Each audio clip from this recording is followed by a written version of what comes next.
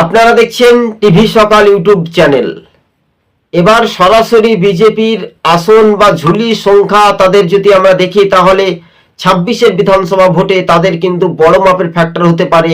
আর নতুন বছরের শুরুতে প্রথম জনমত সমীক্ষার ইঙ্গিতে পূর্ব মেদিনীপুর জেলায় 16টি আসনের মধ্যে বিজেপি একেবারে একচেটিয়া 14টি আসন জেতার সম্ভাবনা বেশি, 12 থেকে 14টি, অর্থাৎ 2-3টি আসন কিন্তু তৃণমূলের ঝুলিতে যাওয়ার সম্ভাবনা খুবই কম। কেননা 16তে 16ই হওয়ার সম্ভাবনা বেশি কি বিজেপির দিকে।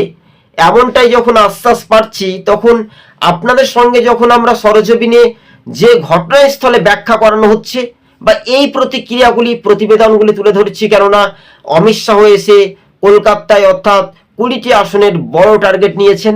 আর এই নিয়ে বিজেপির দিকে কিন্তু দিকে দিকে নন্দীগ্রাম, কাথি সমস্ত ভোটার তৃণমূল ছেড়ে বিজেপিতে আসছে। তাহলে বিজেপির একটা ভালো মাপের ফ্যাক্টর হতে পারে। মূলত তৃণমূল ও বিজেপির মধ্যে কি লড়াই হবে, শেষ পর্ব পর্যন্ত দেখতে থাকুন। আর আপনি যদি আমাদের চ্যানেলের সঙ্গে নতুন দর্শক হয়ে থাকলে চ্যানেলটিকে শেয়ার করে পাশে থাকবেন।